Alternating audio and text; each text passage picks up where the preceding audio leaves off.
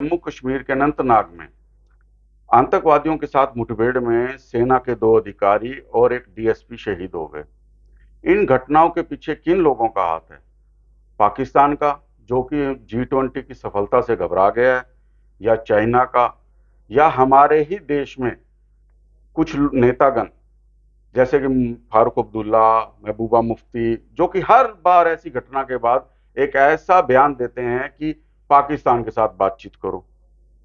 इस तरह की कई प्रश्न जनता के मन में हैं। जी जी। इन सब प्रश्नों के जवाब हम जानेंगे। हमारे साथ हैं कर्नल RSN सिंह, सुरक्षा विशेषज्ञ। सर, इन प्रश्नों के जवाब जनता जानना चाहती है, तो आपके क्या विचार हैं इस बारे में? अ, पहली बात तो मैं जो हमारे शहीद हुए हैं, दो वरिष्ठ पद पर तैनात दो आर्मी ऑफिसर, एक कर्नल और एक मेजर और एक डीएसपी, हम उनकी शहीदी को सलूट करते हैं और उनके परिवार से हम एक उनके लिए कामना करते हैं कि वो इस दुख की घड़ी में भगवान उनको ये दर्द सहने की शक्ति दे। लेकिन उनके लिए एक दर्द भी है तो एक गर्व भी है। ये एक सैनिक के जिंदगी का एक ये हिस्सा होता है। और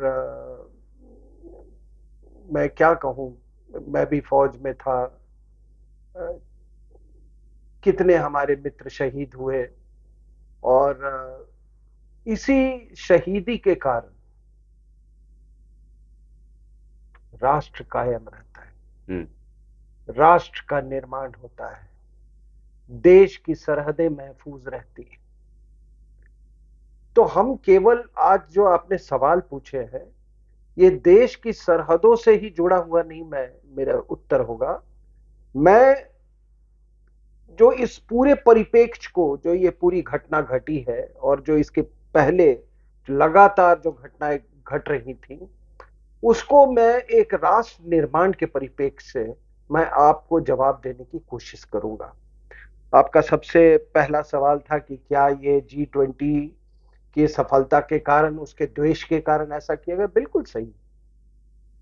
इस पूरी घटना के हम दो पहलू हैं, एक जियोपॉलिटिकल पहलू और एक जिसको भू राजनीतिक पहलू, और ठीक। एक एक एक राजनीतिक पहलू। भू राजनीतिक पहलू से आप देखें तो ये बहुत बड़ी बात थी कि अब G20, जो दुनिया के अग्रिम 20 देश हैं, उनके आप मिनिस्टर्स का वो टूरिज्म मीट आपने मई में करवाया, ठीक है ना, श्रीनगर में। और वो सबके सब वहां आए। पाकिस्तान बौखला गया।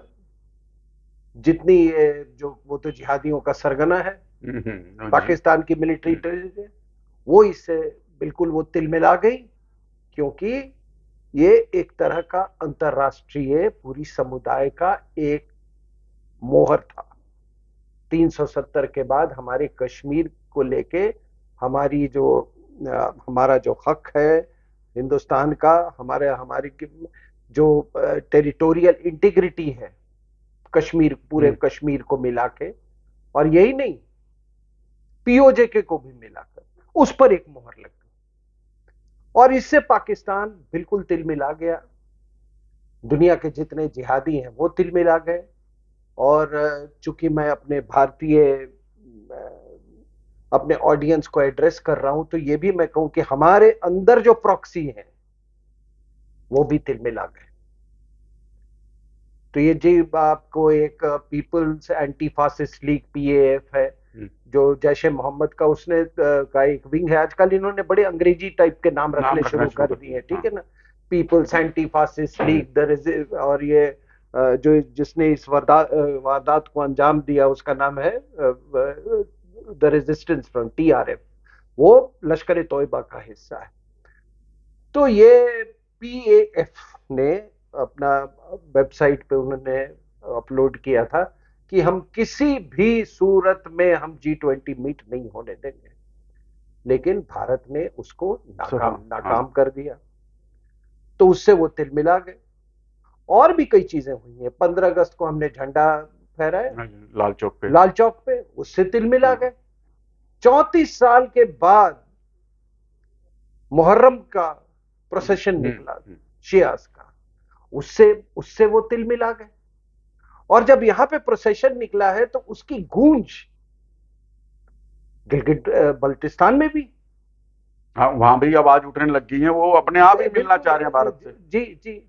तो ये सब कारणों से ये एक इस तरह का हमला किया गया। लेकिन आपने जो बात पूछी कि ये जो हमेशा बयान देते हैं फारूक अब्दुल्ला, देखिए, तो हमने देखा आज से नहीं, कई सालों से, आज से 3-4 दशक से मैं यही सिलसिला देख रहा हूं।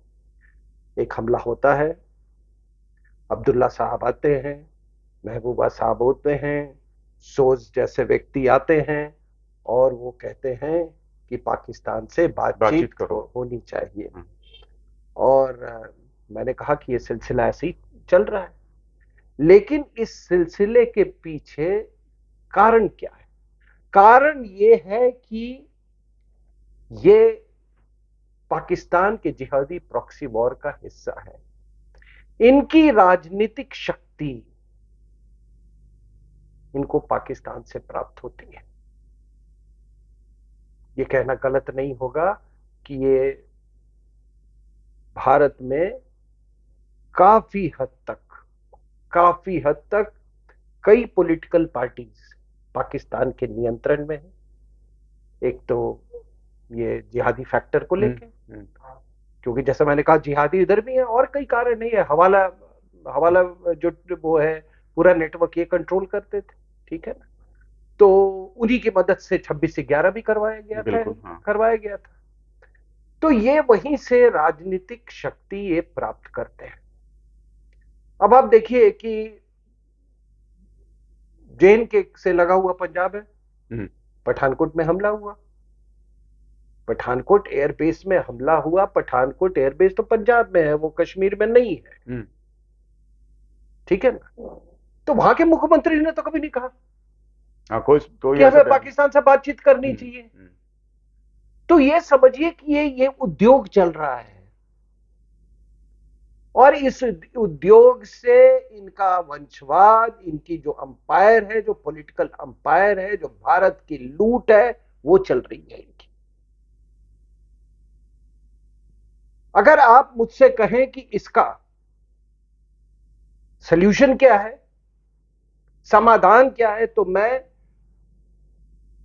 ये सुझाव देना चाहूंगा कि इनको जेल में डालो, या जो भी इनके साथ करना है करो। या ऐसे भी ये इस धरती पर ये भारत के लिए एक बोझ है ये लोग,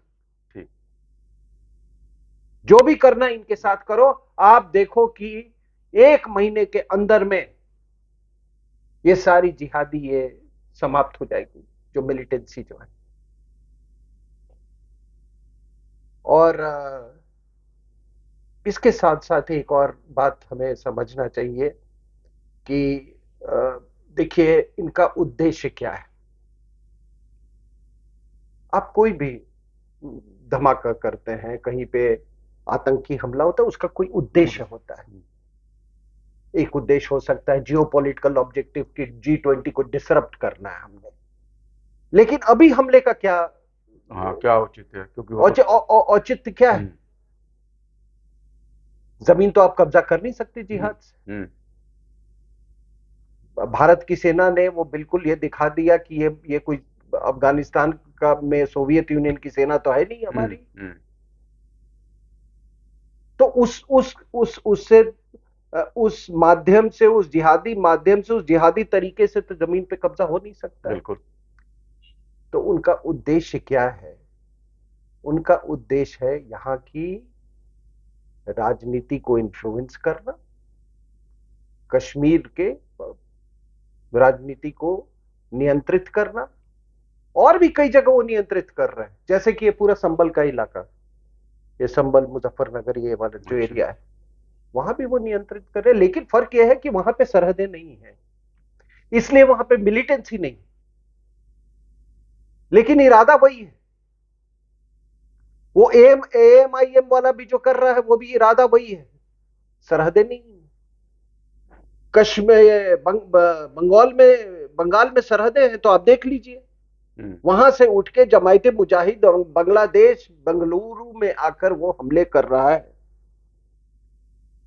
लेकिन यहां पर ये इस तरह की जो मिलिटेंसी देख रहे हैं, तो ओवरऑल अगर आप देखें तो ये गजवाए हिंद कि मैंने आपको एक तरह से मैंने आपको चित्र प्रस्तुत किया आपके सामने, उस जिहादी या गजवाए हिंद के आप परिपेक्ष में देखें तो ये जितने ये नेता जो हैं, चाहे मुफ्ती हो, चाहे वो अब्दुल्ला हो, उसका बेटा हो, उनका बाप हो, उनका जो भी हो, ये सोज हो, ये सब इस गजवाए हिंद का हिस्सा है। और अगर आप कहते हैं कि इसका जियोपॉलिटिकल ऑब्जेक्टिव नहीं होता, जियोपॉलिटिकल ऑब्जेक्टिव की आप बात कर रहे हैं, जियोपॉलिटिकल ऑब्जेक्टिव है गजवाए हिंद चलते रहना चाहिए।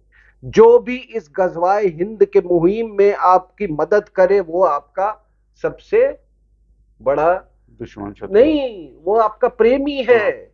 इसीलिए ये देखिए, चाहे वो अब्दुल्ला हो, चाहे वो मुफ्ती हो, चाहे भारत का कोई भी मुस्लिम नेता है, वो कभी इस बात की भर्त्सना नहीं करेगा कि चीन में किस तरह से उइघुर मुसलमानों पर कहर ढाया जा रहा है।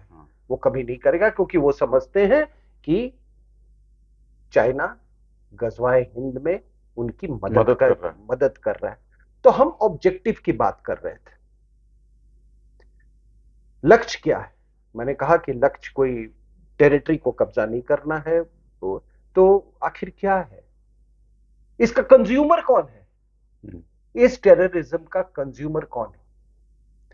इस टेररिज्म का सबसे बड़े कंज्यूमर है यही मुफ्ती, सोल्स और अब्दुल्ला। और मैं किसी से बात कर रहा था और कोई बहुत ऊंचे रैंक, ये जहां पे ये वारदात हुई है उसके बगल में एक इलाके में एक अफसर से, उसने मुझे बोला कि सर इसको आप बिल्कुल इसको राजनीतिक परिप्रेक्ष्य में देखिए।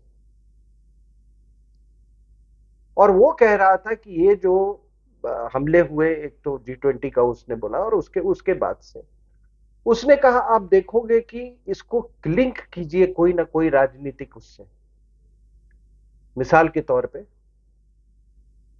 राहुल, आपको याद हो ना, जनवरी इस साल 1 और 2 जनवरी को डांगरी एक गांव है रजौरी के बगल में, वहां पे एक हमला हुआ, ठीक है ना? तो उस हमले में आपको मालूम है कि 4-5 लोग मारे गए थे। फिर वो भी जो ये थे, ये रजौरी का इलाका यहाँ पे। तो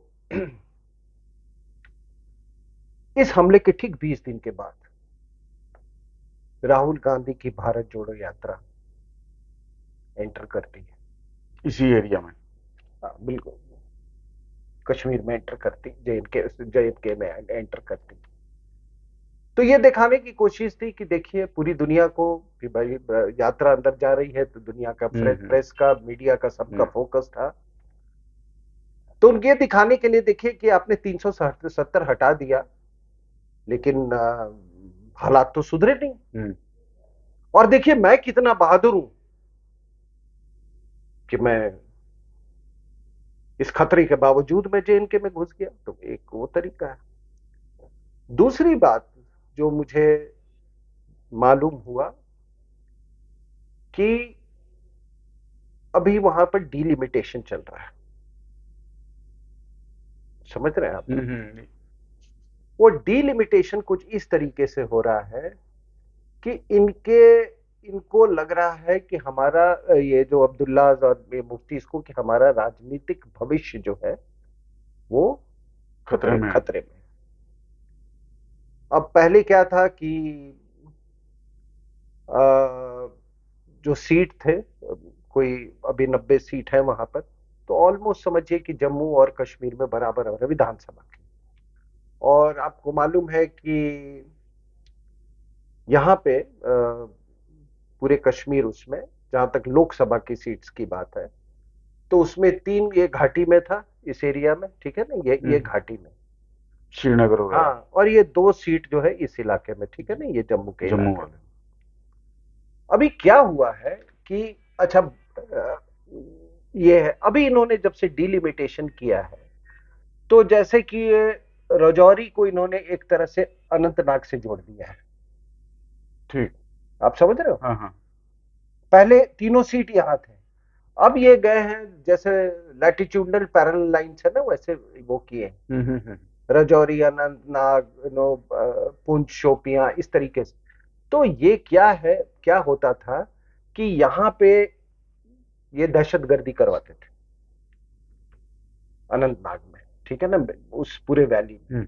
अब वहां उस 15% वोट होते थे, उस 15% में भी इनके लोग जाते थे, लेकिन राजौरी में 65% वोटिंग होता था।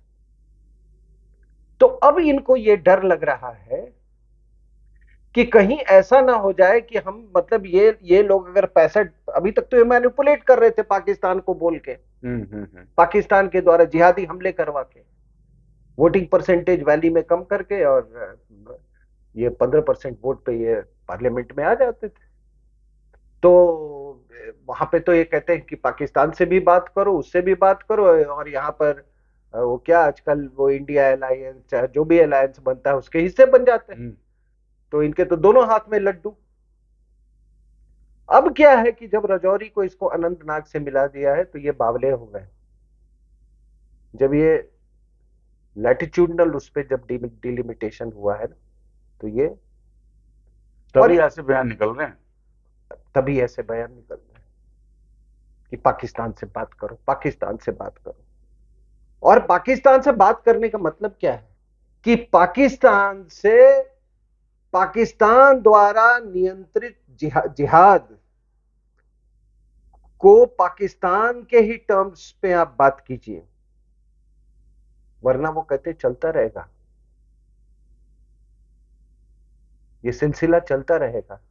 तो मेरा कहना है कि ये तो 1400 साल से चल रहा है। हाँ, आज की घटना नहीं ये है। तो 1400 साल, ये कौन सी बड़ी बात है कि ये चलता रहेगा इसमें।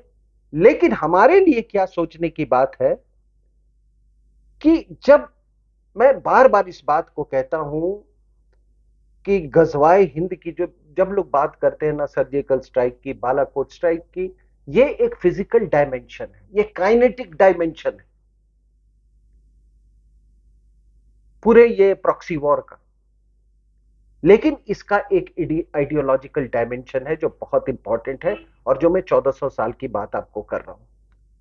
और जो ये कह रहा है, ये अब्दुल्ला जो कह रहे हैं ये सिलसिला चलता रहेगा, बिल्कुल मैं जानता हूं कि सिलसिला चलता रहेगा। जब पाकिस्तान बना तो मुझे सबको मालूम था कि ये सिलसिला था। वो सिलसिला तो अक्टूबर 1947 में ही जब शुरू हो गया, जब इन्होंने कवालियों को भेजा था वहां से। जब 1965 में ऑफ जिब्राल्टर किया था, तो उस समय भी ये बिल्कुल ये था कि ये सिलसिला चल रहा है, और वो अपने वॉरफेयर का उसको हिस्सा मानते हैं। आप सेकेंड वर्ल्ड वॉर के उसमें मोल्ड में पड़े हुए हो, वो उस मोल्ड में नहीं है। उन्होंने उसके बाद एक बहुत लंबी लड़ाई लड़ी, जिसमें एक आइडियोलॉजी को अमेरिकन के साथ मिलके, एक जिहादी आइडियोलॉजी को, उन्होंने कम्युनिस्ट आइडियोलॉजी को वहां पे हरा दिया। तो वो उस नजरिए से वॉरफेयर को देखते हैं। तो जब मैं कहता हूं कि गजवाए ब्रिटेन नहीं है, गजवाए फ्रांस नहीं है, गजवाए जर्मनी नहीं है, गजवाए हिंद है, तो भाई आपको अपनी जो रिस्पॉन्स है प्रॉक्सी वॉर की, वो तो बदलनी होगी ना। और जब आप प्रॉक्सी वॉर की बात करते हैं, थोड़ा इसको बड़ी जिम्मेदारी से इन टर्मिनोलॉजी को यूज करना चाहिए। जब आप प्रॉक्सी वॉर की बात करते हैं, तो एक है जो संचालन कर रहा है पूरे प्रॉक्सी वॉर का, और दूसरा जो है वो अंदर में उसको कार्यान्वित कर रहा है। तो कार्यान्वित करने वाले में कौन है?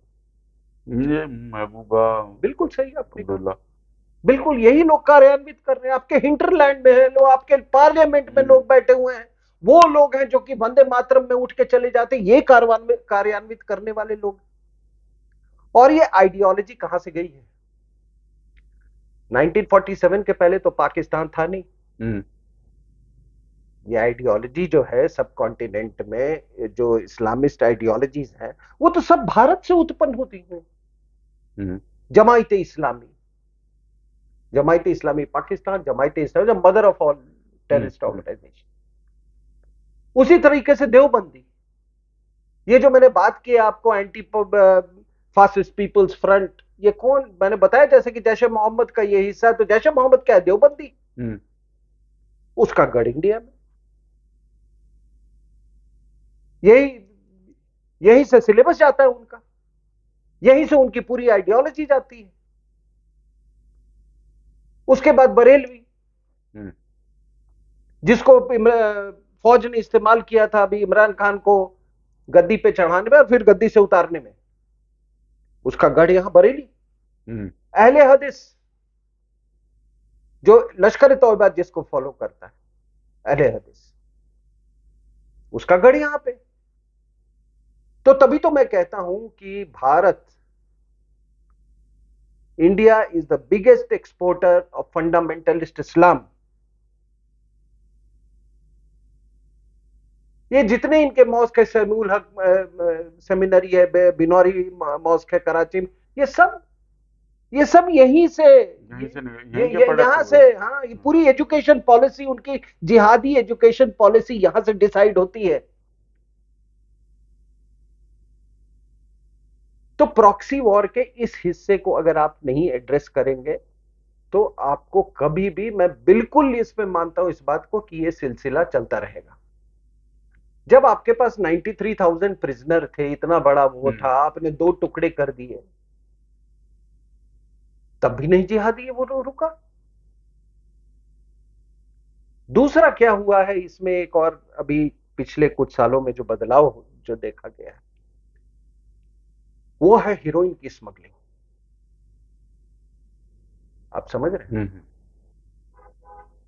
अब कई इलाकों में ये जहां पे, हाँ, इसके पहले कि मैं जो ये डिलिमिटेशन हुआ है, अब ये सब इलाकों में वो गुज्जर भी हैं, पहाड़ी मुस्लिम भी हैं, वो है, उनका राजनीतिक झुकाव कुछ अलग है, लेकिन इनमें कई लोग हैं जो कि who have taken to smuggling of heroin. अब एक आंकड़े के मुताबिक हर 12 मिनट पे एक युवक डी एडिक्शन सेंटर में आता है। इंडिया में कश्मीर वैली की मैं बात कर रहा हूं। हालात इतने बुरे हो चुके हैं, और इस जिहाद का लोग ये नारकोटिक्स रूप नहीं जानते। अगर पाकिस्तान आज न्यूक्लियर पावर है तो वो नारकोटिक्स के पैसे से, उसके बाद अगर उसने जिहाद चला है तो वो नारकोटिक्स के पैसे से है। और इसीलिए मैं कहता हूं कि जो ये लोग कहते हैं कि FATF लगा दिया, अब तो पाकिस्तान खत्म है, इकोनॉमी, उनको क्या, वो गुर्बत में भी जिहाद, वो अमीरी में भी जिहाद। आपने फ्रांस में देखा नहीं, जीत गए तो भी जिहाद, हार गए तो भी जिहाद। तो मुझे याद है कि ये जब AQ खान ने सब स्मगलिंग का धंधा वंदा शुरू किया, तो इन्होंने एक BCCI बैंक फ्लोट किया कि यहां पर सब लोग वो पैसे उनको जमा करते थे। ये शेख, खास करके एक UAE के शेख थे, उन्होंने बहुत पैसा यहाँ पे लगाया था, वो गद्दाफी ने बहुत लगाया था। फिर ऑयल प्राइसेस जो है वो क्रैश कर गए। जब क्रैश कर गए तो फिर इन्होंने हीरोइन का स्मगलिंग शुरू किया। और हीरोइन के स्मगलिंग का ये बिल्कुल जियाउल हक के सुपरविजन में होता था। उसने एक लेफ्टिनेंट जनरल फजले हक को वहां NWFP, जिसको अभी खैबर पख्तूनख्वा बोलते हैं, उसको गवर्नर बनाया था उसने। और वहां पे उसने 200 हीरोइन के उन्होंने वो रिफाइनिंग यूनिट्स खोले थे। और ये फजले हक ने बहुत वो डीपली स्टडी किया था कि किस तरीके से ये जो गोल्डन ट्रायंगल का इलाका है, अफगानिस्तान नहीं, गोल्डन ट्रायंगल आपका लाओस म्यांमार, वो थाईलैंड वाला जो इलाका है, वहां से किस तरह से सप्लाई होता था अमेरिकन ट्रूप्स को, ये वियतनाम वॉर में। तो जब ये खत्म हुआ तो फजले हक ने वो पूरा, मतलब वो मार्केट इधर शिफ्ट कर दिया उसको। तो आज भी आपको एक फिगर्स, कई तरह के फिगर है, लेकिन they are getting as much as $33 billion narco से $33 बिलियन।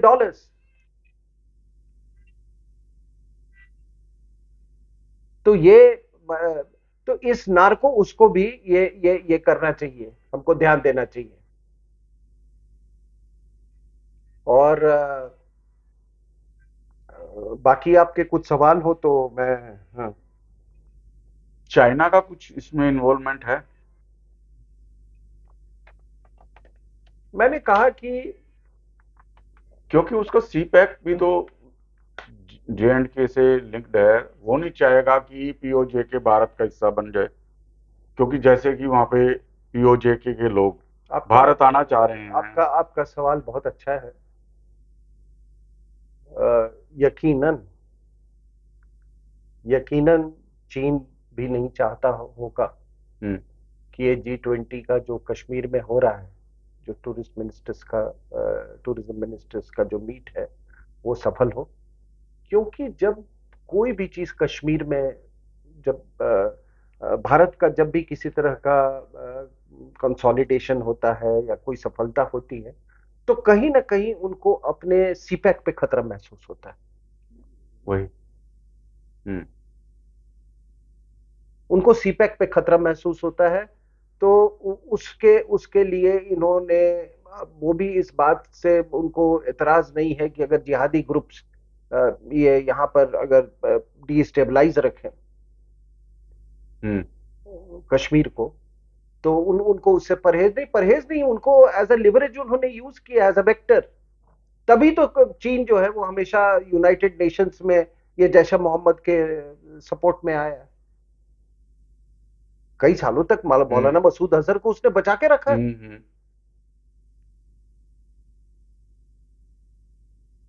तो ये जो हमले जो हो रहे हैं, देखिए, ये अगर इस पर्टिकुलर हमले की आप बात कीजिए, तो एक तो मैंने कहा कि ये ड्रग्स वाला फैक्टर बहुत ज्यादा हो गया है। और जब भी ये हीरोइन के जब पैसे आते हैं कहीं पे, जैसे आपने मणिपुर में देखा, वहां पे भी। अब मणिपुर में हमसे पूछते हैं, मान लीजिए कोई कहते हैं कि इसमें माइताई वर्सेस कुकी, ये वो कौन इसमें कसूरवार, क्या मतलब, अलग अलग तरीके हैं, अलग अलग पक्ष हैं। लेकिन मेरा एक सीधा सा सवाल है कि भाई दो गुट हैं, गुट नहीं, दो ग्रुप्स हैं पहाड़ों में। अब आप पता लगा लीजिए कि अफीम कौन उगाता है और हीरोइन की स्मगलिंग कौन करता है, वो कसूरवार है, वही कसूरवार है।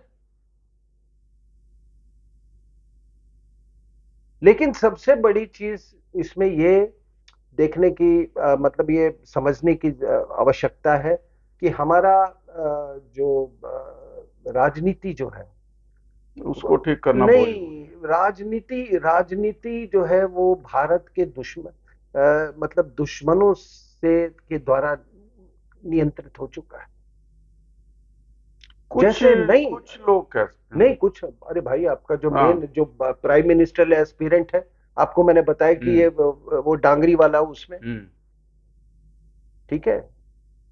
और यही नहीं, एक तकलीफ इनको और भी है कि मुझे नहीं देता, जो अखबारों में अगर आप पूरा उसको कोलेट करके देखें, तो कई ऐसे आतंकवादी हैं जिनको घुस घुस के मारा गया है।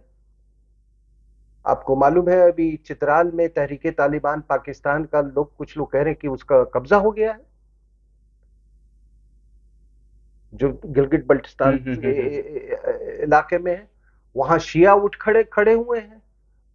जो अभी एक राजौरी में जो पिछला हमला हुआ था, उस हमलावर को बाद में कोई एक नकापोश गया और वो मस्जिद में था, उसको पॉइंट ब्लैंक रेंज से उसको मार दिया। तो जवाबी कार्रवाई इधर मतलब चल रही है। और देखिए, आप, हम केवल डिफेंसिव नहीं हो सकते हैं। जब ये प्रॉक्सी वॉर चल रही है, तो उसका जवाब काउंटर प्रॉक्सी वॉर है। अगर टेररिज्म है, तो मैं समझता हूं कि मैं हमेशा इस बात को कहा हूं कि टेररिस्ट को टेरराइज करने में क्या प्रॉब्लम है? अपनी बिल्कुल हिफाजत के लिए। बिल्कुल। तो ये पूरे जो आप घटनाक्रम को देख रहे हैं, जो हमले हुए हैं, ये वो मैंने कहा कि ये तिल मिला गए हैं, G20 से तिल मिला गए हैं, ये इंडिपेंडेंस डे के उससे सेलिब्रेशन से तिल मिला गए हैं, ये वो मुहर्रम के प्रोसेशन से तिल मिला गए हैं, और सबसे ज्यादा डिलिमिटेशन से ये हमारे घर में बैठे ये कौन लोग हैं सर? हुए। ये वो लोग हैं जहाँ अथाह इन्होंने संपत्ति बना रखी है। इनकी संपत्ति, कश्मीर छोड़ो, जम्मू छोड़ो, पूरे हिंदुस्तान छोड़ो, इनके पूरे यूरोप में इनकी संपत्ति है। उस संपत्ति का हिस्सेदार पाकिस्तान के भी लोग, ठीक है। तो ये एक पूरा पूरा एक इकोसिस्टम है। अब आप जब ये मैंने कहा कि उन्हीं से इनको राजनीतिक शक्ति मिलती रहती है, पाकिस्तान से, ठीक है ना, ये महबूबा और इसको, इस राजनीतिक शक्ति के कारण क्या हुआ है, जो पाकिस्तान द्वारा प्रदान किया हुआ राजनीतिक शक्ति के कारण कभी इन लोगों ने कश्मीर घाटी में देशभक्ति को पनपने नहीं दिया। नहीं तो इतने साल में अगर तुम भारत माता के सच्ची औलाद होते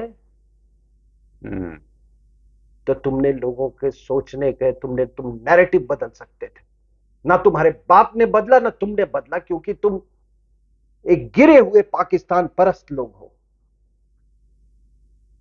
वहां से राजनीतिक शक्ति ये प्राप्त करते। मैंने कहा ना कैसे ये वोटिंग परसेंटेज ये करवाते थे। बिल्कुल।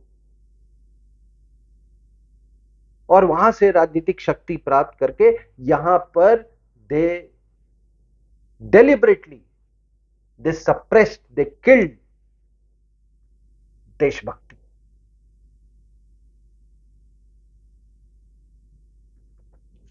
सिंह साहब, आपने बहुत अच्छा इंसाइट दिया, लोगों को काफी चीज समझ में आ गई होगी। आपका बहुत बहुत धन्यवाद।